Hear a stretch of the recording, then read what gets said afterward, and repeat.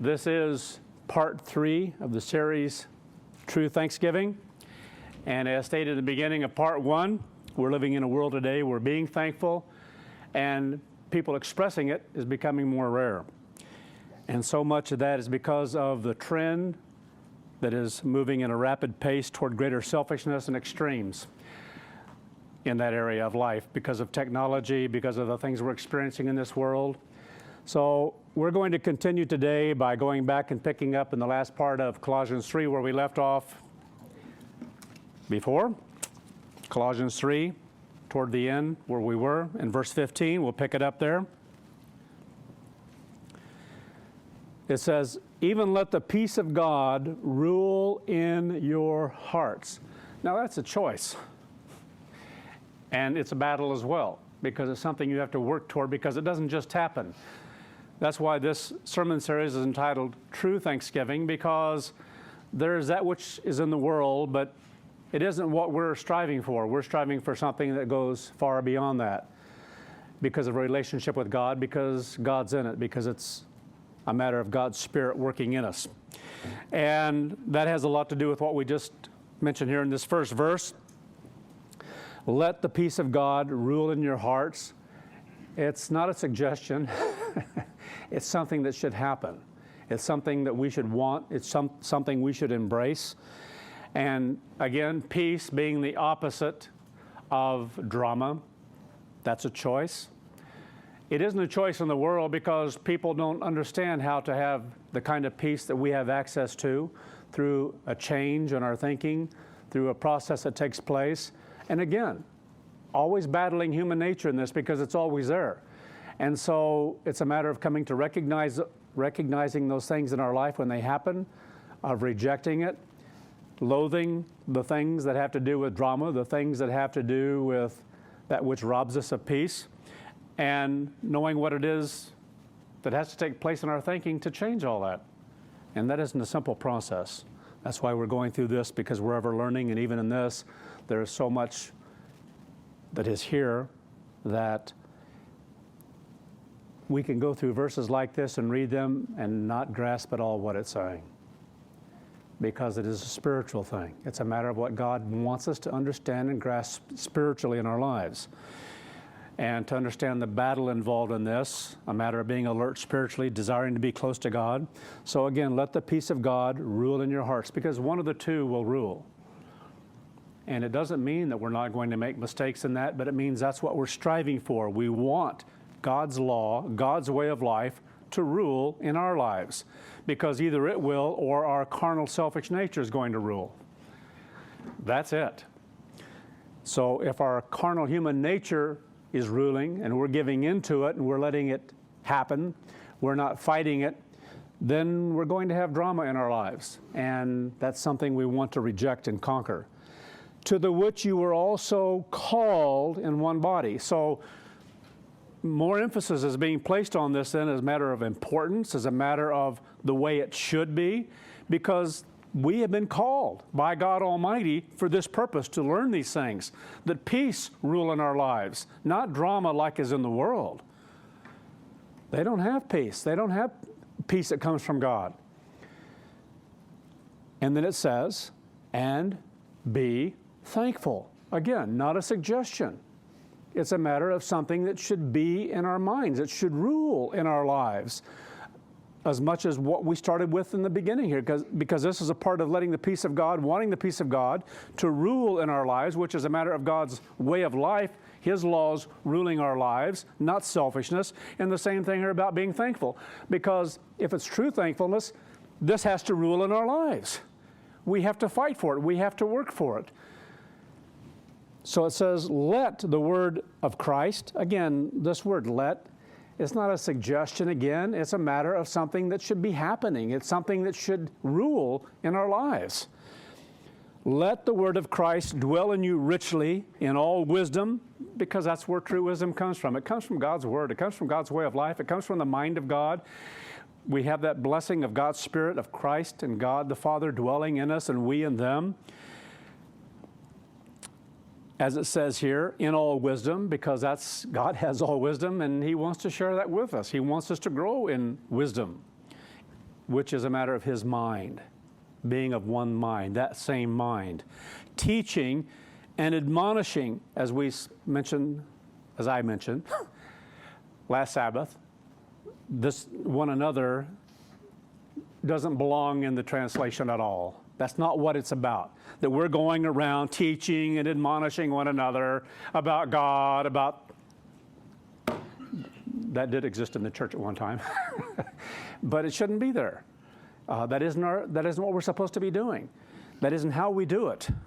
There's a way that God teaches us, works with us, admonishes us as a whole, and then at times we have our part in it as well. Another subject which we've covered in times past in recent sermons.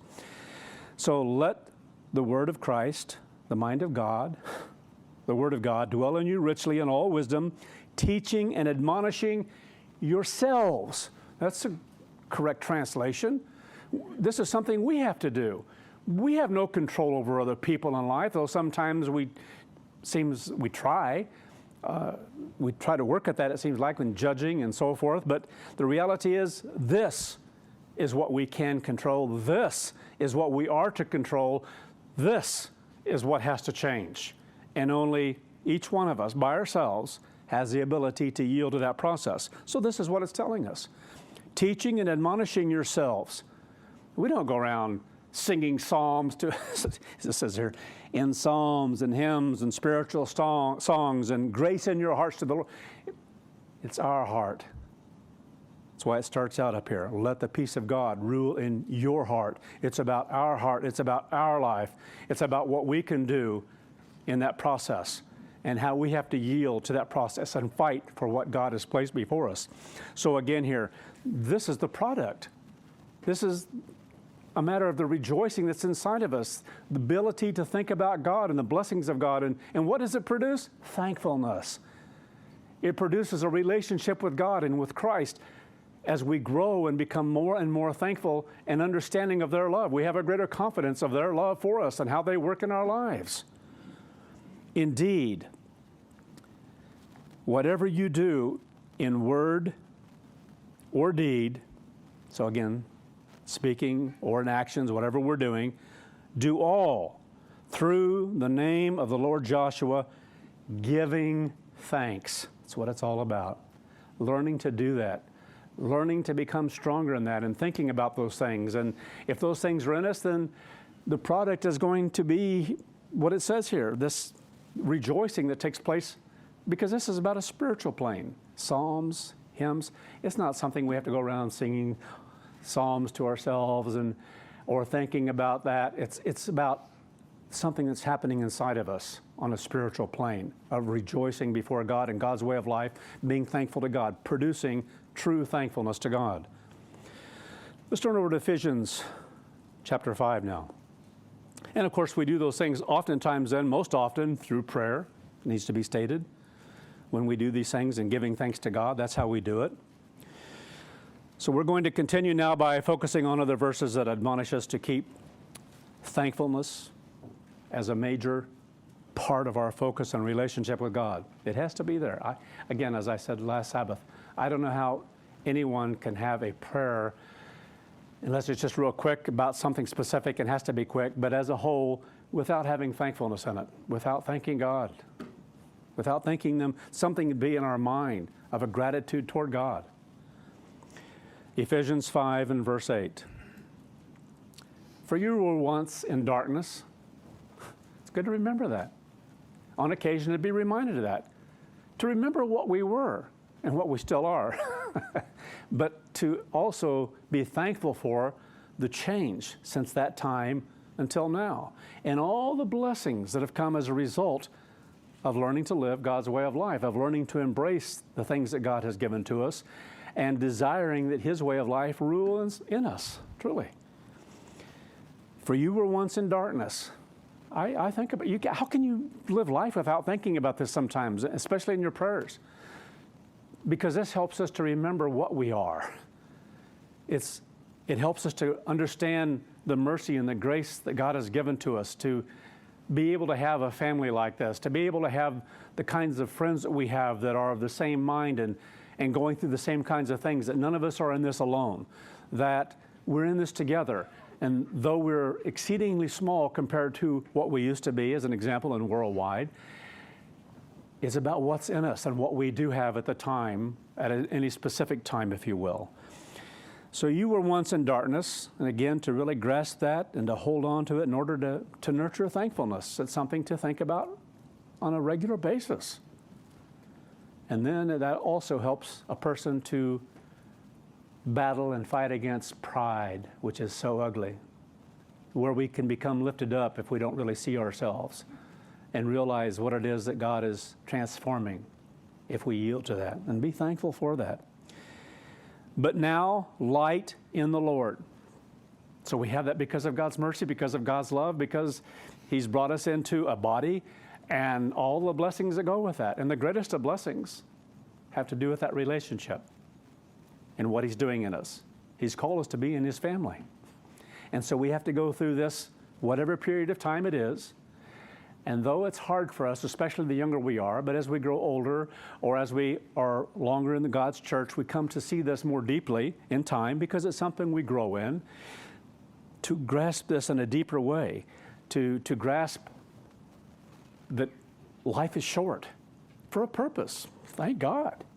This physical life is relatively, well, it's not just relatively short.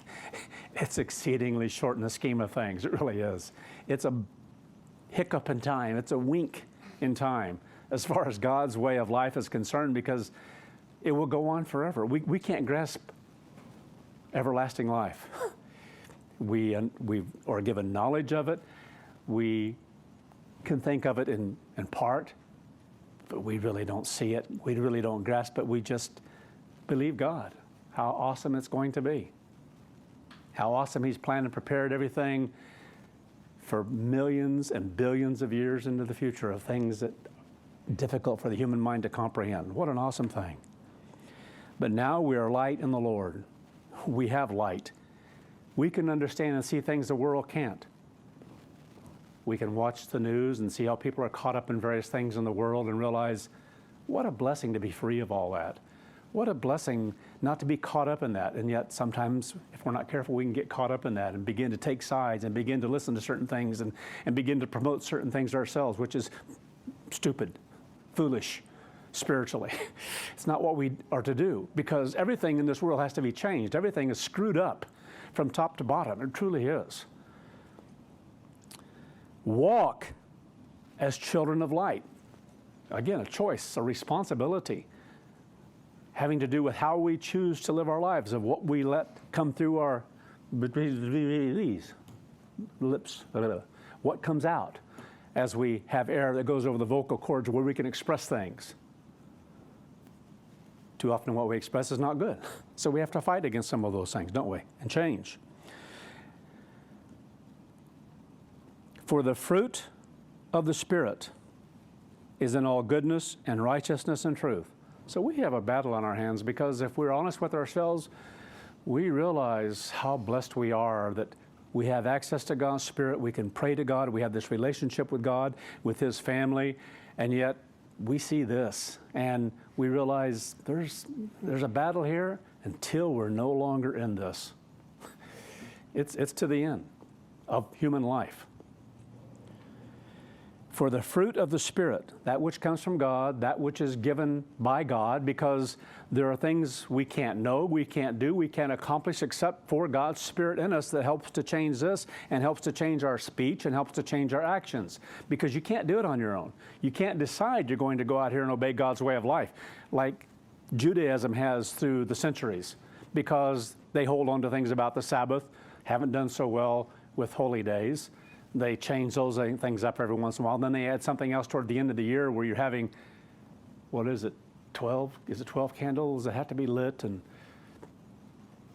I know it's Hanukkah, thank you.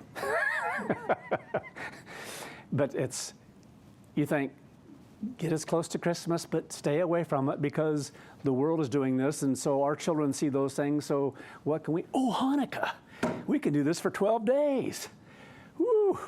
And try to tie the Bible into it somehow. We'll work out a way. And then, of course, Passover, because you can't acknowledge that Joshua was the Christ, so let's change that up a little bit and have a Seder On the 15th, anyway, for the fruit of the Spirit is in all goodness and righteousness and truth. Only because of God's truth. And all these things come from God. The fruit of the Spirit. Anything that is a fruit is produced by God's Spirit. It's not produced by us. We have to act upon it. We have to make choices in it. And we have to work like it depends upon us. And it does on our choices. But it's accomplished by the power of God's Holy Spirit to be done right, to see it through in the truth, motivated by the truth because we see it, because that's a blessing of God's Spirit in our lives, a fruit of God's Spirit. Proving what is acceptable unto the Lord. So what does that mean? Well, and how you live your life. There are things you hear, there are things you learn, you pray about it, you want to do it. And so by doing it, and the more we do it, even though we may not fully understand it, because we do it, we begin to learn things. We prove it. You don't know until you try it. That's what it's about.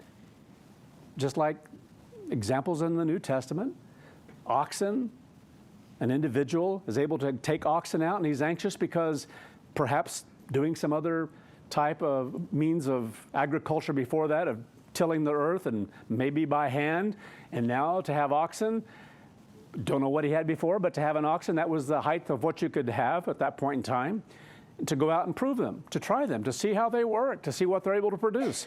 And that's what we do with God's way of life, to prove it, to try it, to see what it produces. And then that causes greater gratification and thankfulness toward God because we see the fruit of it. And we realize it can't come in any other way. It's an awesome thing. Proving what is acceptable unto the Lord. In other words, what He set for us as a way of life that we're to live. And then by doing it, we embrace it more and more. We become more and more convicted. This is the only way to live. By doing things we're told, as God teaches us from Sabbath to Sabbath. Like getting a COVID shot before the feast so you can attend the feast. Because we recognize how important a feast is. If we're able to be there, we want to be there. It's a very physical thing. But to have unity in the body, someone has to have the ability, the authority to make a choice and a decision that's best for God's church for a purpose and a reason. And if we've learned through time the importance of being able to have that and do that, then we rejoice in that God has given us that we not have the kind of confusion that's in this world. I think it's kind of interesting that someone mentioned from overseas in their monthly report that this thing of COVID is revealing something far more to people over there, as people can see the mass confusion between countries in Europe, even within their own countries. People can't who makes the decisions? Who makes the choices? How come there's so much variance and all? Absolute confusion. And the result, the conclusion, even as this individual said, by their neighbors, we can't govern ourselves. It's bringing it to the open more and more. Even COVID, we are not able to effectively govern ourselves. We fight, we argue, we have different opinions, and we base some of those opinions strictly on maybe political lines or other, whatever it is. Massive confusion. And you stop and think about that a little bit, and you think, what an awesome thing. With God, there's one truth, one way, as far as administration in God's church, one body, one government, one truth, and on it goes. And sometimes that involves very physical things because we happen to be in very physical bodies. Shock. So we have to make choices along the way. And yet I think of all the mass confusion we've had, even within the body at times, and getting to this point where we're, well, not all on the same page because we're still not there, even in that issue. We're still not there. So. I went out and got another jab the other day. Different one than I had before, and this one hurt more. Just have to be honest. Is that Pfizer thing? Tougher than the Johnson & Johnson on my body. Might not have been on yours, but it swelled up more, and it's almost gone now. But I have to touch it now to kind of tell where it was, but 3 days ago I didn't have to touch it. 2 days ago I didn't have to touch it. I knew it was there. and doing some of these things because of travel, first and foremost, for the sake of the church to be able to go at different places, not knowing what the government might do at any moment in time, which they might do anything. That's why I'm praying more vigorously about the Feast of Tabernacles on a regular basis, that if the trumpets haven't started by that time as far as the fulfillment of them, then that we might be blessed with an awesome feast this year.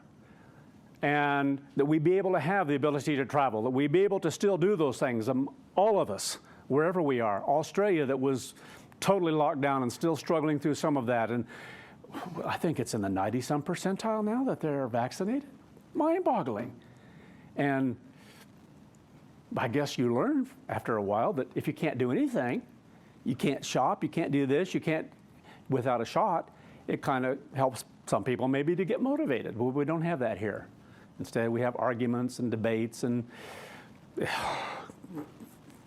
Supreme Court having to get involved, and you think, mass confusion. Let the peace of God rule in your hearts. Be at one with God. Strive to learn what God has given to us in order to have what is precious, unity. How beautiful it is in God's church. And the part that isn't beautiful is the part that doesn't yield to that fights against that resists that, and that other people in the church know about. That doesn't help. That hurts. It drags. I wish we could learn that. But I guess that will always be there till the end as well. Proving what is acceptable unto the Lord. You know, when you do certain things, you begin to learn. Until you do it, you can't learn. You still are resisting and fighting.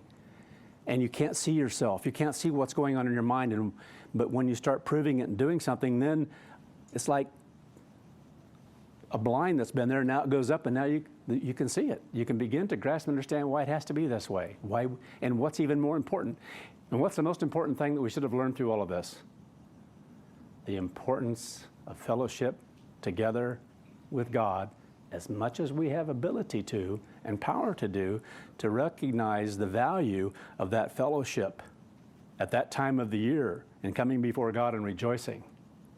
Not having our way because we're going to hold on to some principle that we think we have that's different from others, that some are still holding on to out there. They think they have some principle above and beyond what God has been giving to His church.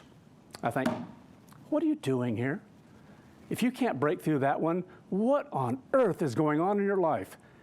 And if you get offended, that's your problem. See, because the Word of God shouldn't offend us. On the contrary, it should be something we embrace and love because we believe in it. And if someone out there doesn't believe in it, which I know is still out there, you're missing the mark in a horrible way. Even have no fellowship with the unfruitful works of darkness. Look at this world. Even with this matter of this crazy thing and the variants that keep going on out there, and the Omicron, I think I said it wrong last week, but Omicron, you think, who cares? Variants, let them go. Whatever has to happen to be a part of humbling this world, so be it. And we're going to experience some of that, and we're going to suffer with it because of some of that. God isn't going to intervene and protect everyone. This is something else we should have learned through all this. God doesn't just magically give everyone protection to where you're not going to catch it, even after you've had it, the shot. But what would have happened if you hadn't? Do you know the answer to that? Anyway, we're very blessed by God. Our lives, I should say, are in God's hands, and that's what should hold us up more than anything else, to be at peace with that, comfortable with that in every way. That's our life. Anyway, even have no fellowship with the unfruitful works of darkness. So what are some of those? Taking sides with this party or this idea or that doctor and what they have to say and their authority, and you think, haven't we learned yet that our authority isn't from the world? It doesn't come from governments. It doesn't come from doctors. Though we participate in various things that have come through a matter of science or whatever it might be, that it's from God, that we look to God and what God gives us in instruction, Sabbath by Sabbath. Have no fellowship, because that's what fellowship is. It's not a matter of just rubbing shoulders with someone or talking to someone. Sometimes it's a matter of listening to what someone else is saying and then taking it in and beginning to think, I am the authority on a particular subject. Or I have an understanding about something that some of you others don't have, because I studied it on the internet. Anyway, sorry, but some of that stuff really blows my mind. People don't even know today that when you start doing a search, because you're prejudiced already in many cases, and you look for a specific thing, that's what they'll feed you more of. It's programmed that way. Whatever it is you search into, all of a sudden there's more of that out there, not the other side. Anyway, it's a sick, sick world we live in. It truly is. So have no fellowship with the unfruitful works of darkness, but rather reprove. Now, what an awesome word if we understand it. Reprove. It's a word that means expose. Expose it. See it for what it is. Come to learn. Come to understand. Another part of it, be convicted. So it's a matter of exposing something and being convicted of something. God's way. Exposing certain things that aren't in the light and seeing them for what they are and becoming more and more convicted of what is right, what does come from God. Verse 12, for it's a shame even to speak of those things which are done of them in secret. But all things that are reproved, exposed, convicted when it comes to conviction because of seeing something in the light, evil, wrong, things that are in error, whatever it might be.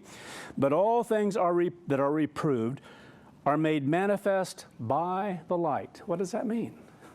From God.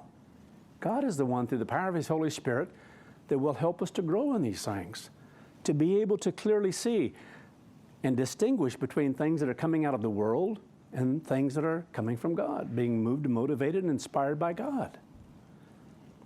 For everything manifested is light. So if something is truly manifested that has to do with anything concerning God, which is what we're focused upon, the peace of God, the mind of God, being at one with God, it's a matter of something that it'll be a matter of God's Spirit, the light, that which illuminates, helps us to see, because you can't see without God's Spirit. You can't see what you need to see without God's Spirit. Therefore, he says, awake you who sleep, and arise from the dead, because if we fall asleep spiritually, it's like a death. And I think of what happened around the apostasy and the falling asleep. And unless God awakens us, it's like being dead spiritually, because you can hold on to certain routines of what you were taught, not to eat pork, continue to observe the Sabbath, believe in the Feast of Tabernacles. It's something that people, but without God's Spirit in that and being fed by God in the midst of all that, God isn't there. It's not alive anymore. It's a routine. It's like what the world does in their religions. God's Spirit is the only thing that brings things alive in what we hear and what we're able to see. Awesome to understand that. Awake you who sleep and arise from the dead, and Christ shall give you light. It means He'll bless us to be able to see and to learn and to grow, because it's something we have to have in our life on a regular basis. To see, you have to see something in order to grasp it, and so much of that has to do with seeing things inside of us that are hidden. You should want to see whatever is hidden and expose it to the light, have it exposed, so that, because without that, we can't repent. We can't change, because we have to make the choice to repent, to become more at one with God. See that you walk circumspectly, or as the word means, with exactness. So we want that. We want that, a right relationship with God.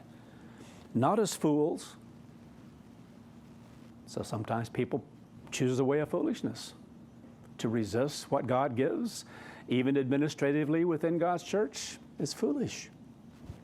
But He says to do it as wise, yielding ourselves to God's Spirit, so that not if we can learn, but so that we can learn. There are things we can learn and see and grasp that we can't see until we practice it, put it to the test, to prove it. And then all of a sudden it's like, in time, it doesn't mean it happens immediately, but you're going to begin to see things you couldn't otherwise see. redeeming the time, making the most use of time, buying it up. That's what the word means, to buy up the time that you have. Whatever time is short. It's getting shorter because the days are evil. We live in an exceedingly evil world. We truly do. Therefore, do not be unwise. God doesn't want us to be foolish because that's what unwise is. Why listen to Sabbath services? Why keep the Sabbath? Why tune in on the Sabbath unless we are seeking to see self and grow and change and draw closer to God and asking for help to... Anyway. Therefore, do not be unwise, but understanding what is the will of the Lord. Why does He want us to hear on the Sabbath? Why does He really want us to, to hear, not just the words, but to hear, to see on the Sabbath day? Do not be drunk with wine, wherein is excess. So again, here giving a physical analogy of something so we can learn something spiritually. A contrast is being made here. So it's showing here that one can drink wine or whatever strong drink and have excess of it. But be filled with the Spirit. What is to be learned from that? You can't have too much of God's Spirit. That's what it's talking about. That's what it's giving the contrast of. Understand what's important. But be filled with the Spirit. Speaking, again, it's yourselves, that's the word that should be there, within, as we do, whether it be at times of prayer or as we think about a certain matter, think about a sermon as we're hearing it, and maybe later as we think about certain things that were said or listen to something that God has given to us. Speaking, in essence, to yourselves. Does it mean you're going around, okay, what's listening? And then you answer or whatever it is. Anyway, it's the mind and how you think.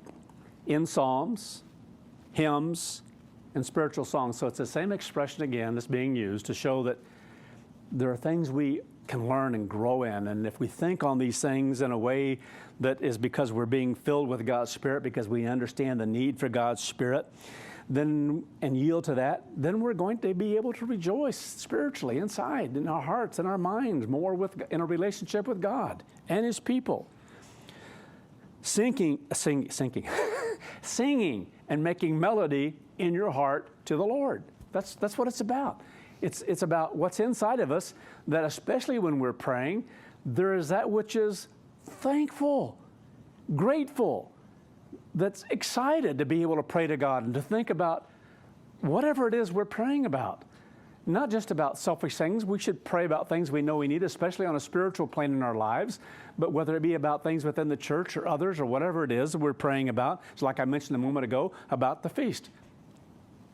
If that be God's will, always, because there may be a purpose in it why we're not to come together at that time. And we'll learn from that. But if we pray about it, if it's possible that we have this, that we have God's favor and help in this to open up those doorways, and that means governments and things that otherwise would restrict us, it's good to pray about it. And then whatever transpires, we're going to know that that's God's will. It's God's purpose, something we can learn from that if it's a different answer, whatever. In any of our prayers should be like that. We are to learn from it. What are we to grow in? So making melody in your heart to the Lord. So it's this relationship with God and how we feel inside. Giving thanks. That's what follows. When you do this, if it's genuine, if it's true, then this true thanksgiving is going to be inside of us. You can't help it to be thankful to God. When there are things you see and grasp what God has given that you value, that have like a treasure, as a treasure, because they are on a spiritual plane, giving thanks always for all things, whatever it is in our life, whatever it is we go through. It may not be easy, but to look upon it as something to understand, my life is in God's hands. I've experienced this. There's a purpose in it. Because God's the one molding and fashioning us. We are His creation. He is creating that within us to be able to be in His family. That is not a small thing. We're not just attending Sabbath services and going through the motions and going to the Feast of Tabernacles and all these physical things that are taken. It goes way, way above and beyond that for this purpose, because of a creation that's inside of us, of a transforming of the mind. Our lives, my life, your life, is in God's hands. Where else would we want it to be? Because He's molding us. He's not working with the world to transform the mind. He's working with each one of us in the body of Christ, in the church of God. We are the most important thing on this earth right now. God's people. Because He's creating that within us to become part of His family. Later on, it'll be others in the world where He'll begin to give them grace and favor and help and ability to become part of a body. But it's not now. This is now. We are now. What an awesome thing to know, to understand. It's beautiful. Giving thanks always for all things unto God and the Father in the name of our Lord Joshua the Christ. Everything possible through Him. Awesome. 2 Corinthians chapter 9. 2 Corinthians chapter 9.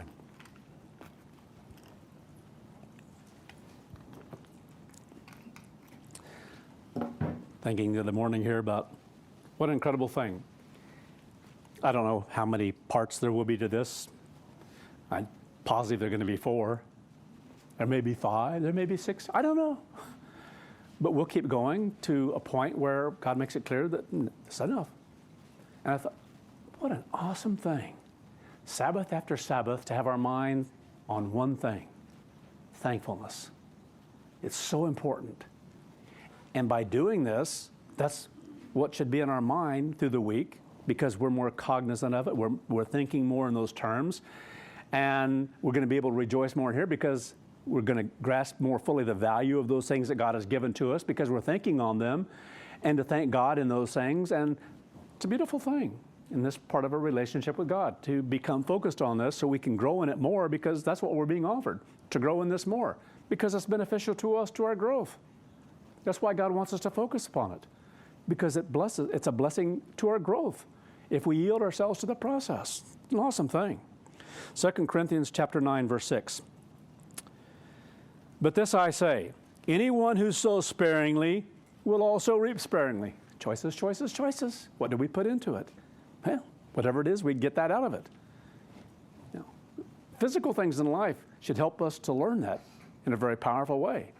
And to be able to see spiritual things then, we can relate to that equally so, more so.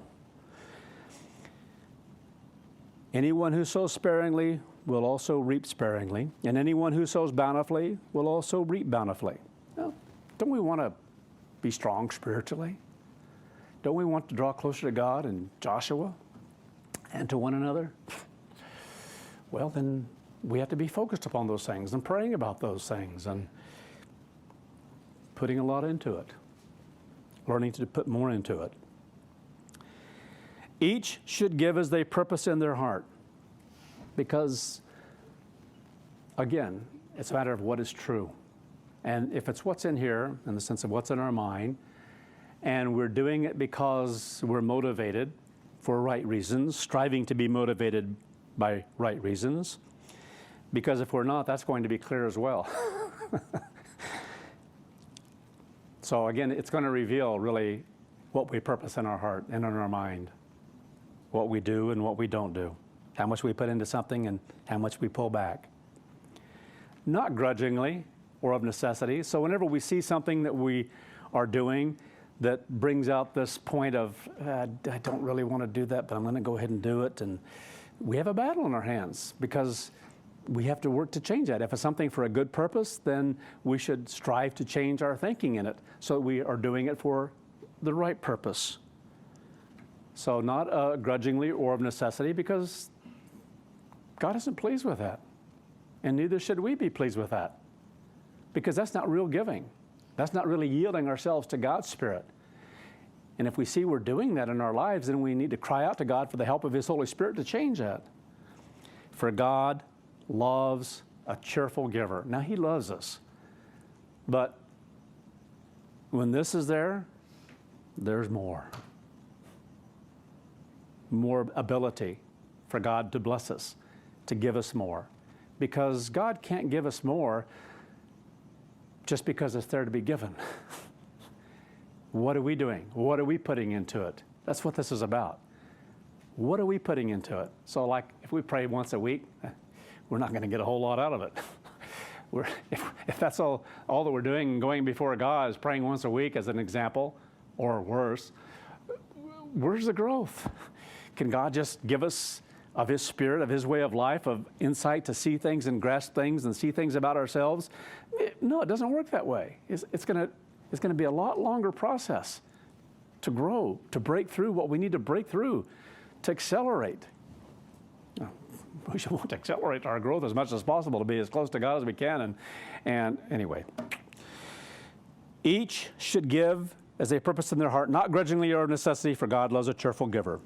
In other words, learning, in essence, each one of us more and more to enjoy giving, to love giving, to really come to understand that the greater fullness of life comes from that. It truly does. Now, God is able to make all grace. In other words, God can give us more, but it's going to depend on us, what we put into it, because He gives us everything we need, so it's up to us. We have to make those choices. He doesn't just give it to us because we've been baptized or whatever.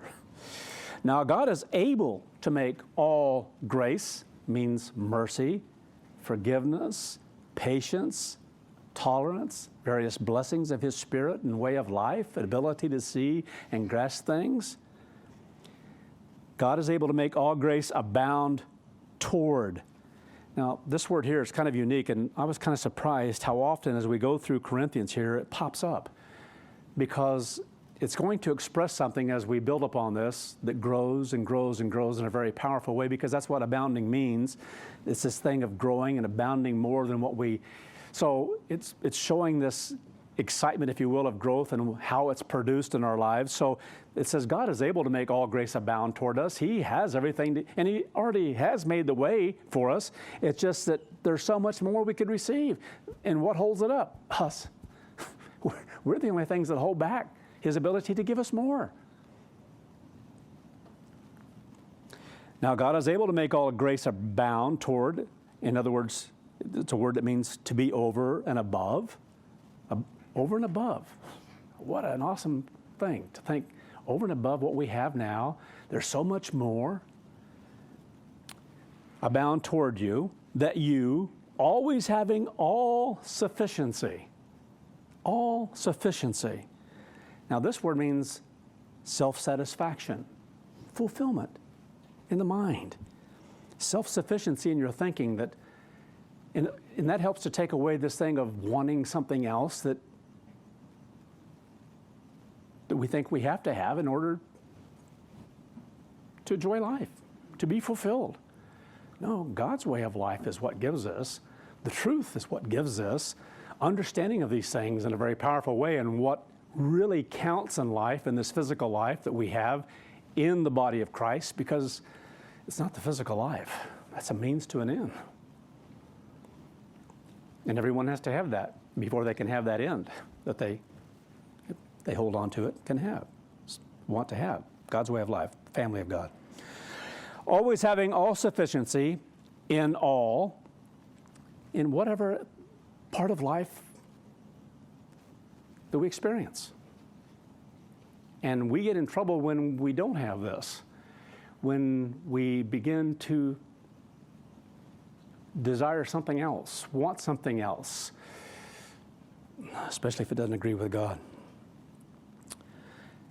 May have an abundance. In other words, having all sufficiency in all, may have an abundance for, same word, above and beyond. Abound toward every good work. This is where it comes from. It comes from what we do. It comes from being productive. It comes from striving to work in God's way. You know, we have generally 5 days, 40 hours, basically minimum in life that we have been given, that we should strive to work hard in a physical way, whatever that might be, and whatever job we have that God has blessed us to have in life. And we're to learn from that and relate to that on a spiritual plane, that we have time as well that we are to invest, that is a matter of a relationship with God, and we're exceedingly blessed with that on the Sabbath day. Thankfully, God has commanded it every seventh day. Otherwise, it probably would. Well, we know it wouldn't happen like it should with human beings. So again, this being able to abound above and beyond in every good work, that's what we should want to be in our life. It's the fruit of God's Spirit. That's what we're talking about. Of things we can grow in, that God wants to give, as it says here before, to make all grace, every favor and blessing and help and fruit be produced in our life. As it is written, He has dispersed abroad. He has given to the word poor isn't what it says at all. Sometimes these translations just bowl me over. Totally miss the mark. What does that mean? So if it's poor in spirit, poor and humble, maybe? Is that what it's about? He has given, well, again, it has nothing to do with the English word for poor, but literally it means to work for one's daily bread. That's what the word means in the Greek language. To work for one's daily bread. Because it all goes back to this thing of what we put into something, of the work we put into whatever it is that we value, and that God can make all grace abound, but work is required on our part, choices that we have to make.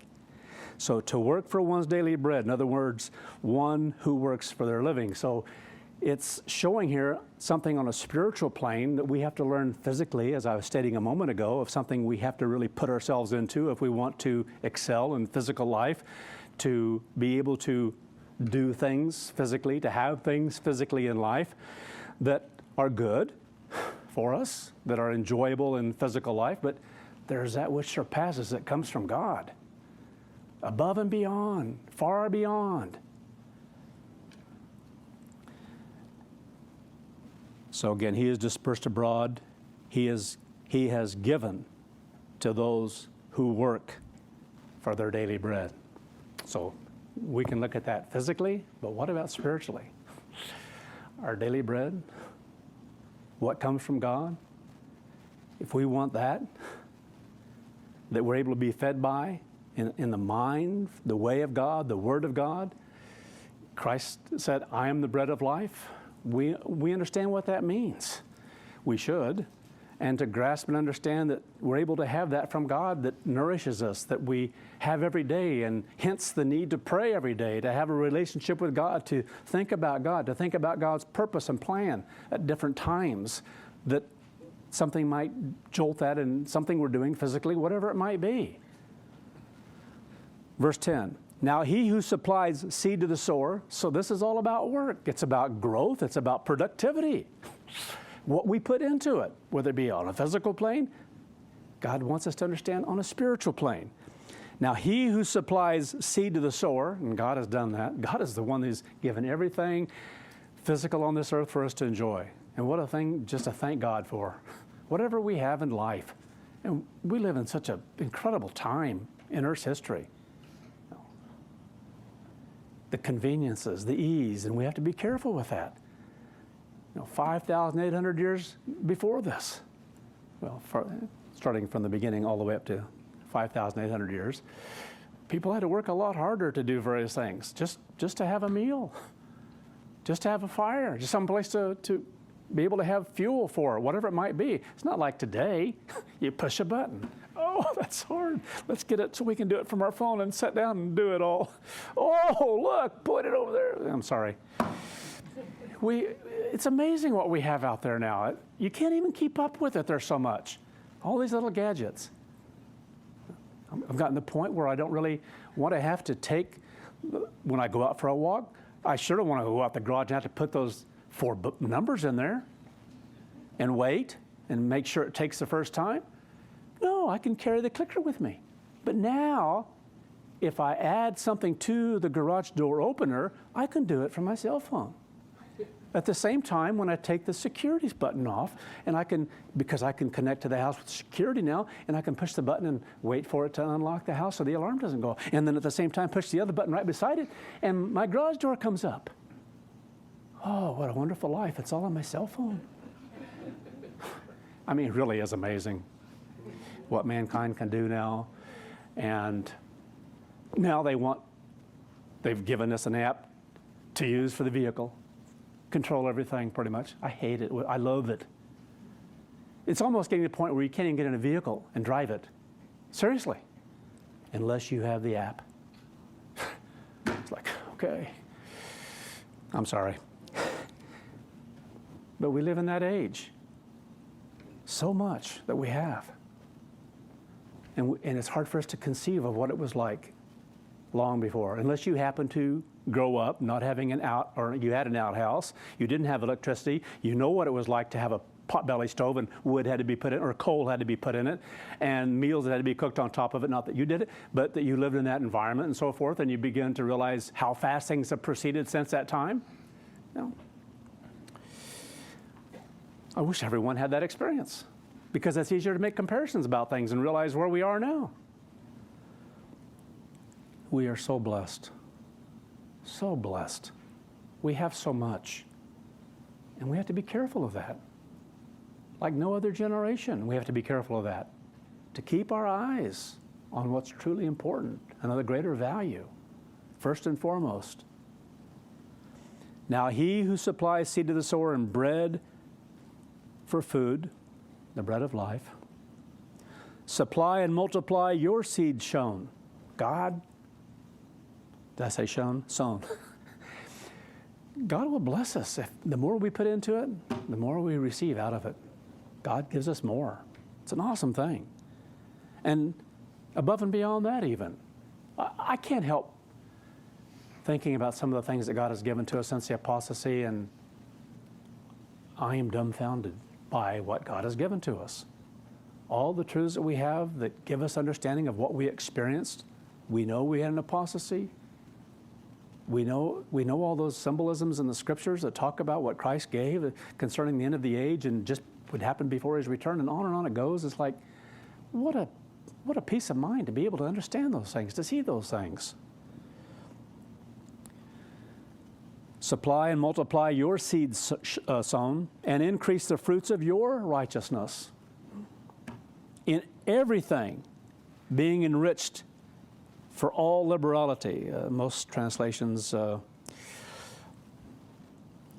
singleness of heart is an expression that's used. So enriched, in other words, it's about our purpose and so forth. And yes, we are liberally blessed by God, but it's a matter of our focus and understanding what we have to do. In other words, God is first. God's way of life should be first in our thinking, fully focused on that, which causes thanksgiving. I love this. Again, we can read through this, but you have to think about it. You have to think about it. You have to ponder what is being told. These aren't just words that we read over quickly, and there are riches here, brother, and there truly is. It's about how we're able to grow in this mind of thankfulness and gratitude toward God, how it can become stronger in our life, and it needs to be. And God gives us that opportunity to grasp and understand what it is that creates this, because it's a fruit of God's Spirit. It's a product of the peace of God ruling in our minds. It's a product of what we put into it, and the more we put into it, the greater thankfulness and gratitude we can have, because that's what stirs up this peace and the joy and this fullness inside of us that you can't grasp, that you can't have unless you experience it. It's by doing it that you experience it and grow in it more and more. And I think of how human beings seek to have this in a sense of physical things, and that's just temporary. It lasts but a little bit. This is something that lasts and lasts and grows and more fulfilling, which causes thanksgiving through us. In other words, it's going to come through us in that respect, thanksgiving what? To God, as it says here. Through us to God. It's about a relationship. It's about growing in it more and more. Verse 12, for the administration or the administering of this service not only supplies the needs of the saints, so this is talking about our needs as a part of the body of Christ, and there's an administration as far as what God has given to us, an administering of a certain way of life through the power of the Holy Spirit. Of this service not only supplies the need for the saints, but also is abounding. Same word again, also abounding. This thinking that abounds in our life. There's so much to receive from God, and we can grow in it more and more. And because of that, the fullness in our lives, the excitement in our lives of God's way of life, but also is abounding through much thanksgiving to God. In other words, it's something that just grows and grows and abounds and multiplies. Awesome. And we learn it by living God's way, proving God's way, seeking to draw closer to God, putting more effort into it, more work into it, even on a physical plane. So that's what it says. While proving this administration, they glorify God. And different translations here are not good. As it says here, for the obedience of your confession. What does that mean? Or as the King James says, for your professed subjection. Again, a little awkward. What does all this mean? Again, while proving this administration, so there are things you have to do, because to prove something you have to work. There's effort you have to put into it, even if it's just walking behind the oxen, because they're doing most of the work in front of you. You have to do a lot of work too. You have to work there, and you have to hold it down on the ground and control things, and so you don't go all over the field anyway. So by our work, by what we put into it, through their agreeing, as this word, this has meaning in, they glorify God through their agreeing to submit to the good news of Christ. Well, that's what the right translation of this is. It's talking about an administration of change, of growth, of transformation that's taking place in our life. The more we yield to it, the more effort we put into it, and the blessings then we receive as a result of it, because we're putting effort into it, proving it. And so it goes on to say, while proving this administration, they glorify God. It's an automatic thing, because it's something that just lives in us more and more, the more we do the things we're being told here as we go through the sermon. Through their agreeing to submit. You have to decide yourself to submit to whatever way God has given to us to live life, to submit to what it is we have to fight in order to have this mind that is working harder. You have to do it. If it's a matter of prayer and stepping up your prayer and relationship with God day by day, then work at it. Submit. It's something you have to submit to. You have to yield to the way God says it needs to be done.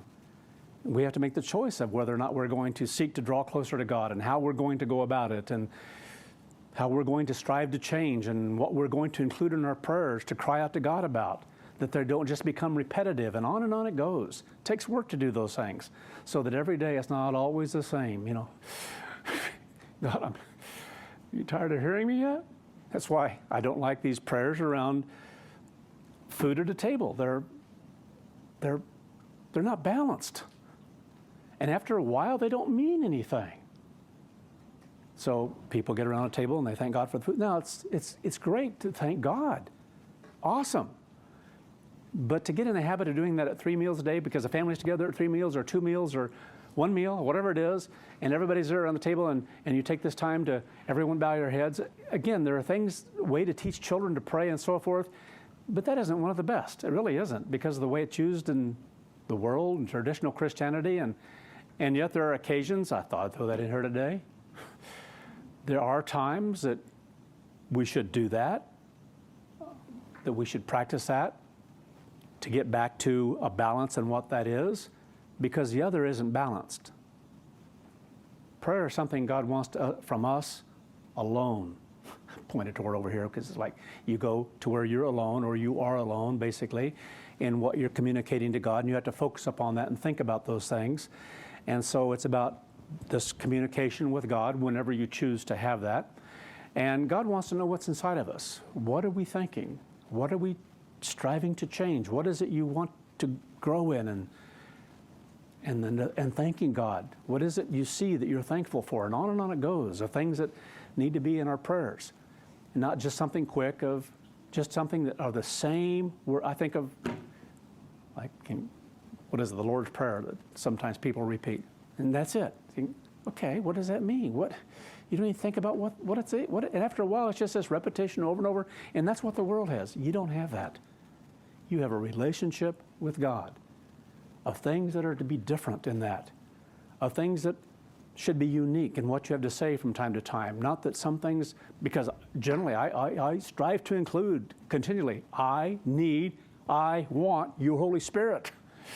I don't want to go by a day without crying out for that to be in my life, that God the Father and Christ dwell in me, and I want to see whatever things I'm doing wrong that I need to change, to repent of them, to try so that I am heard, and so that, again, I can receive of that power and life and dwell in God and God in me.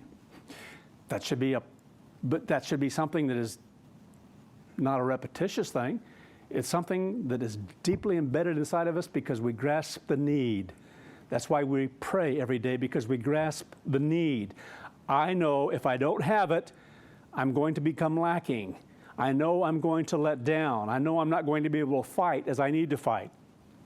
And then so many other things and to add in whatever the prayers are. So I just want to throw that out about praying at a meal. I think it would be good on occasion when there is a large group or whatever, if it's a part of the body of Christ and whatever, that if the occasion seems right, that maybe a prayer should be asked. I'm not saying we should do that for every occasion like that, but I'm saying on occasion, especially with younger people, children or whatever around, they should see that as a part of our life. Balance. Even determining when and how, balance. Asking God for help. So again, this mind toward God, this singleness of heart, and ability to grow in thanksgiving. And candidly, I'm stalling because I lost my spoon. Let me get a glass of water, a cup of water. What verse was it? 13? Going? Okay, 13. Yeah, that's what I thought. So again here, a horrible translation in many ways, and that makes it so difficult sometimes to grasp what is being said. They glorify God through their agreeing. I love this, if this right translation. They glorify God through their agreeing or agreement to submit, because that's what it takes, isn't it? It's about an agreement to submit to whatever God shows us we need to do, because the carnal nature fights against certain things that God has shown us, and if we want God's way of life, we're going to submit to the administration. That's what it's the way it's administered, the way God's Spirit's administered in our lives, and the administration that God has given us to teach us those things in our life. Through their agreeing to submit to the good news of Christ. And so everything that's preached, everything that's given to us is about God, about the Word of God, the mind of God, the good news, the gospel. And for, again, not the word liberally here, and for singleness of heart, because it's a matter of your focus. It's a matter of what it is you want that's deep inside of your being. That's what God looks for. He loves a cheerful. It's what's inside. That's what He looks at. That's what He wants to see and wants us to grow in that. And for singleness of heart, sharing of yourselves unto others. In other words, what does that mean? Learning to give, learning God's way. Herbert Armstrong put that in such awesome terms. 2 ways, give and get. And we want the give way. We want that to be more of our mind. And by their prayer for you, as it says, and by their prayer for you, In other words, we learn to pray for one another as well within the body, and that can vary a great deal depending on the need and what is there. So again, what an awesome thing here that this is a part of it. It's about the body. It's not just about a relationship with God and that's it. It's about what He's given us for our relationship in the body, in the church. And by their prayer for you, who long for you because of the exceeding grace of God. So he was addressing something unique to them on a very physical plane to teach them something spiritual. And again, going through some of the things of a different region, of things that had happened during this period of time as well. He addressed things of famine and different ones who were giving to other areas and praying for different individuals in areas as well that they knew of. So he's addressing some of these on a physical plane to teach something spiritual, but we should learn indeed that which is spiritual from all this. Who long for you because of the exceeding grace of God, or the grace of God that excels. And it does. If we grasp and understand, God is able to make all grace abound toward us. Every favor, every blessing, every fruit of the Spirit in our lives. Because of the exceeding grace of God in you. It's supposed to be in us. And if it's in us, the mind of God, the fruit of God's Spirit, it's going to be a blessing to others in the body. It's going to be a blessing in our relationships with each other, toward each other, how we think toward each other. How much we treasure that and grasp that. We are a family and see one another as a part of that family. It's easy for us to do that on a physical plane, to see someone in our family and how we think about each other, and this mind to protect, this mind to see and want growth, this mind to give, but to do it in an extended family that is on a spiritual plane, that's another matter. That takes work. That doesn't just happen. It takes prayer because it's not natural in us. Then it goes on to say here, thanks to God. Thanks to God for His unspeakable, in other words, indescribable, inexpressible gift. You can strive to do it. You can strive to appreciate and thank God for various things, but we're so inadequate. There's so much more we don't even begin to grasp and comprehend. It's something you can grow in. There's no limit. There's no end of it. Well, a few chapters before this, Paul speaks of this process that can and should work in us in order that we have the right kind of focus. Again, this singleness of heart, as it talks about here, to have this kind of mind, this right kind of focus that we need to have, that we have to cling to spiritually, but we have to see it and want it, that can produce true thankfulness, because that's what gives the full joy of life. When that's in your life, the more we can have of this, the more ability to rejoice inside and to be at peace inside that we're going to be able to experience and to enjoy and to have, to know. So again, thanks to God for His indescribable, inexpressible gift. So that's why sometimes in prayer we should feel pretty lacking, because we can only see in a limited fashion, but to be grateful and thankful for what we do see and thank God for it. So again, 2 Corinthians now, chapter 3, backing up here as I said, going all the way back to chapter 3 and seeing some of the things that lead up to what he's addressed that we've just gone through. Verse 1. Do we need to again establish ourselves before you? So Paul is asking the Corinthians. They came out of a very difficult past, a very difficult environment, and battles that were there, incredibly unique. Different regions that Paul went to, everyone, all of us, we all have different battles, different things, different experiences that we have to conquer and overcome, whether it be our own past. But so often our environment reflects a lot of that, wherever that might be. Just like, well, I don't know if I want to go into that or not. I'm not going to. Anyway. It says, or do we need, so he's saying here, do we have to go through this all again? Been before you. The first book came to you, instruction and guidance and direction and things we addressed, and yet there are problems here to be addressed. Do we have to establish ourselves again before you? In other words, of who we are, of what is coming to you, where it's coming from. And so this is what he's reasoning with them about. Do we need to again establish ourselves before you? Or do we need, as some would, to have letters of commendation to you or of commendation from you? In other words, he's asking them some pretty pointed questions here and pretty sharp language of what he was saying here. Do we have to receive, as some might, to come into an area and where are these letters going to come from, in essence? Who's going to give them? What do we have to go through to establish ourselves, in essence, he's saying here, as God's ministers before you?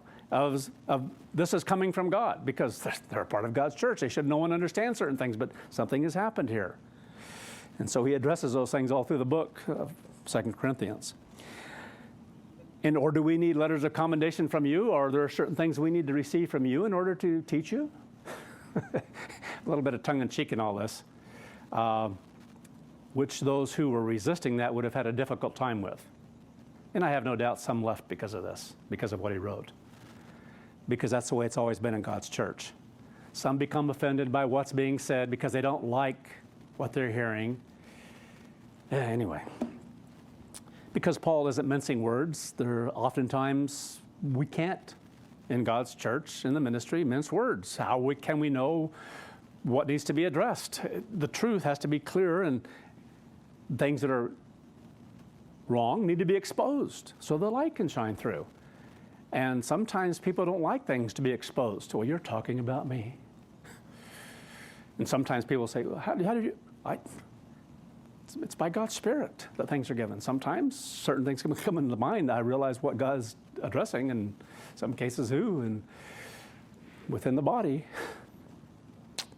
And sometimes the ones who take it the most, receive it the most, are pricked in the heart most, are those who need it the least. And that's a beautiful thing too. To me, it's an amazing thing how God's Spirit works in our life, but that's what we should all want, that we should all learn and grow from whatever is given at any time, and that's awesome, beautiful. Or do we need, as some would, to have letters of commendation to you or of commendation from you? You are our letters. Awesome. Or of commendation, in other words. Written in our hearts, able to be known and known again by all, to be clearly seen. In other words, made visible, manifest, and clearly seen, the letter of Christ. To know, to be in God's church long enough to learn and to know where things come from. That God the Father has given all things to Christ. Christ is our high priest. He gives everything to the church that we need at any moment in time, and for whatever is needed within the body, in an area or around the world or whatever it might be. It comes from God, by God's Spirit. If it didn't, what are we doing? So this is something we all have to become convicted of in our own time, to grasp and comprehend the incredible grace of God that comes from God and what He has given to us, that we see God, the picture, that our focus is upon God, and we know that everything we have on a spiritual plane comes from God, and we have to put a lot of work into it to continue to grow in it. That's what Paul is getting ready to talk about. So he's addressing some things in the beginning to set the stage. To be clearly seen, made manifest, the letter of Christ, administered by or through us. So later on in chapter 9, he's talking about some of that administration, the administering. That's what he's talking about, how God's Spirit is administered in our life, how we're able to grow and become more at one with God. Anyway, administered by or through us, not written with ink, in other words, by a letter of commendation, but by the Spirit of the living God. So that's why it's a little bit painful sometimes when we have to go through the things we do, but God loves us and blesses us and gives us time. Like, I'm going to use that physical thing again because it's so apropos. And what we learn from it, COVID, a jab, and all the attitudes and feelings and things that people were convicted of that fought against it, and ideas that people had and things they listened to that fill the mind sometimes and then cause us to to resist what God gives to us and not to grasp this is coming from God to teach us, to help mold and fashion us so we can come to see some things in ourselves that we don't yet see, or things that we maybe become weak in that we need to address and conquer again and get back to the trunk of the tree and have a singleness of focus and heart and mind and an ability to rejoice more before God. Because that takes away from it if we fight and resist. And people aren't at peace if they're fighting and resisting God. And it's still going on out there. There's still some fighting and resisting and some very physical things, and it shouldn't be. Administered through us, not written with ink, but by the Spirit of the living God, not on tablets of stone, but on fleshly tablets of the heart. In other words, of the mind. What an awesome thing. That which we desire that's in our minds and our thinking. The circumcision of the heart. It's a spiritual thing. Now, we have such confidence through Christ toward God. Not that we are sufficient of ourselves to think of anything as being from ourselves. So again, even within the ministry, whatever it is we share in the body, we know how God works. We know how God's Spirit works in our life. And it's not something private between each one of us and God. That it's like I have this thing, these things that I know. No, that don't always agree with others in the body. Yeah. Anyway. Not that we're sufficient of ourselves to think of anything as being from ourselves. We should never be lifted up haughty and think that things come from us within the body, that we have such knowledge and insight and spiritual strength and power.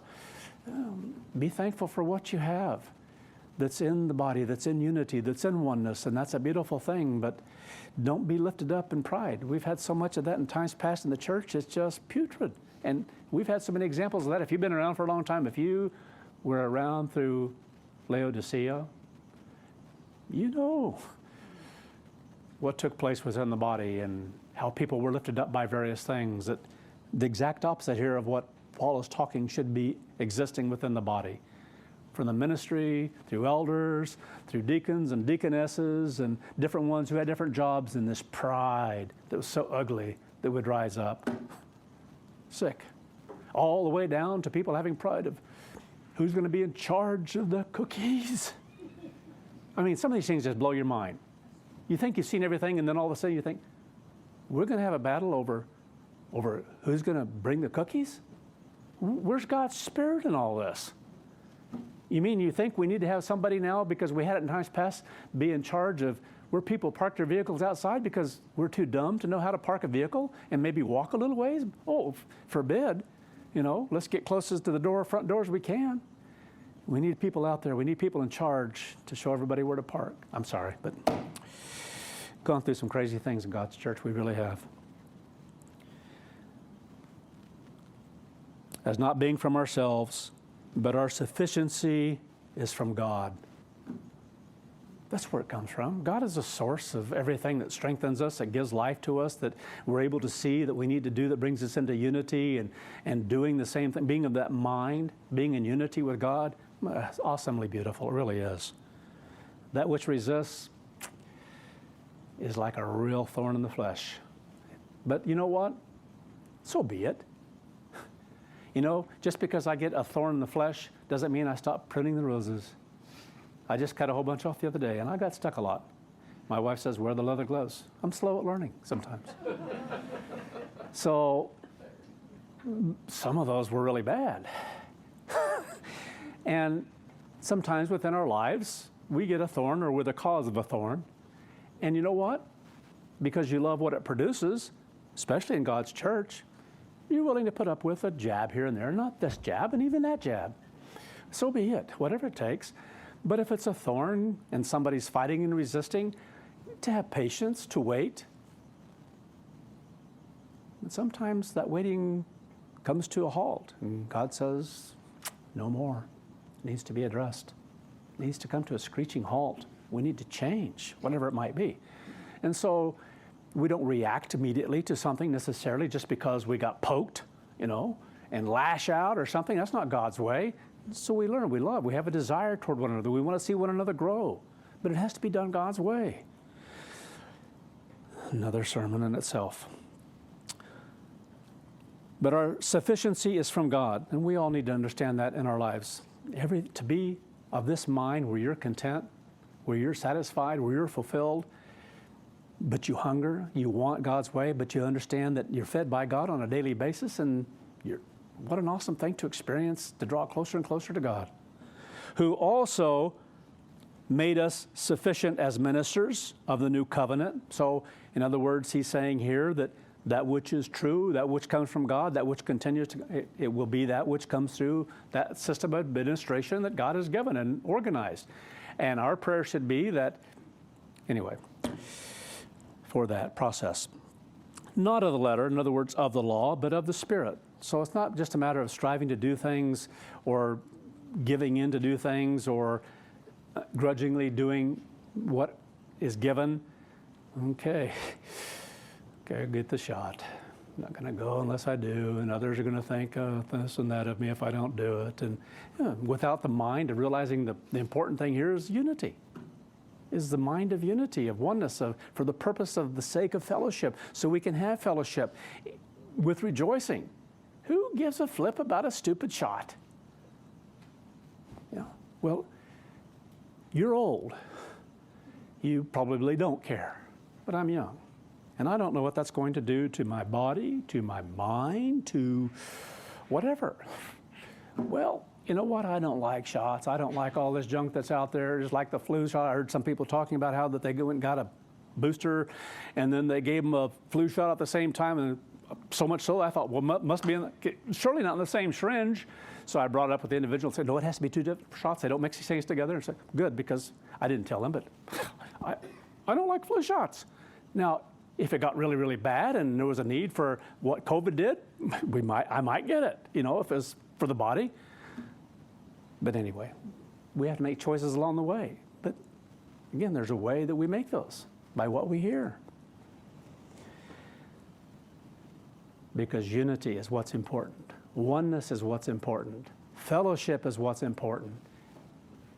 And things we can learn from the whole process, which is what God has given us over this past year and a half, 2 years, almost. So not of the letter, in other words, it's not just because something was said, okay, I'll do it that way, but because we're convicted of it. Because we're convicted of why it was said and what the purpose of it is and what was explained, and on it goes, whether it be that or any other thing that God gives to us in the administration of his way of life. But by or of the Spirit. For indeed, the letter kills. If we do it for the wrong reasons and we do something just because it's a letter of the law and I'm going to do a certain thing because whatever that reason is, and no, it's because it's of conversion, because of what we see on a spiritual plane, because of what we want spiritually in our lives. But the Spirit gives life. So again, all within a theme of recognizing God working in our lives, this matter of grace, and of giving thanks that it produces, because that's what Paul is teaching here, saying it's about gratitude, it's about thankfulness, it's about this relationship with God that fills our life, our heart, our mind, if you will, with rejoicing in God's way. And that's gratitude. That's a spirit of thankfulness that produces, that's what it produces in us.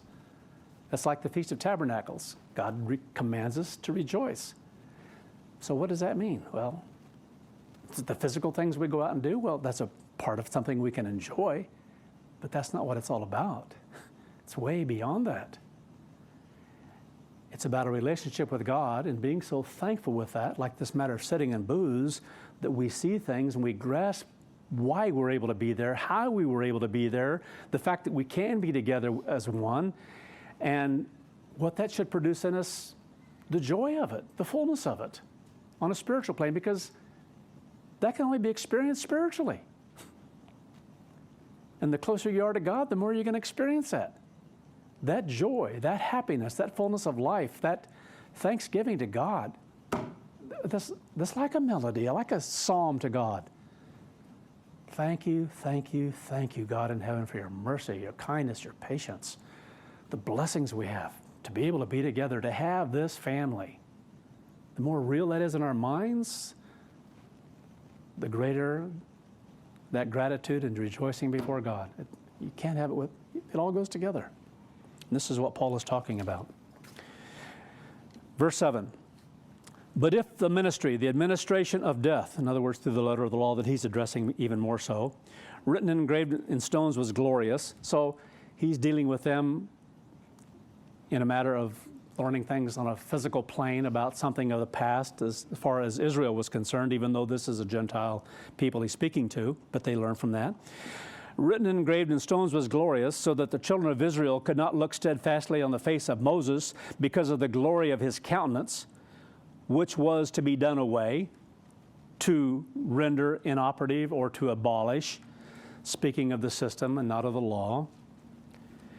How will the administration of the Spirit be not even more glorious? In other words, to go through something physical, it's not enough. What Israel experienced, it's not enough. It's not what it's about. It's about what's in here. It's about what's in here. For the administration of condemnation had glory because of what it revealed, the law. It's how you learn.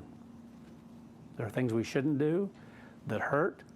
There are things we should do that produce a peace, even on a physical plane, to a measure. I'm going to stop there. I'm not even going to finish the rest of the sentence, because we need to back up a little bit and make sure next Sabbath, as we go back and look at those last few verses, to keep everything in context for what Paul is going to talk about as we continue on. But again, it's about a process here that works together of something that's inside of us, that the more we're growing, the more we seek to be closer to God, the more we're able to grasp his family, what he's placed before us. Again, that's what causes this fullness of life to be inside of us. We have this mind of sufficiency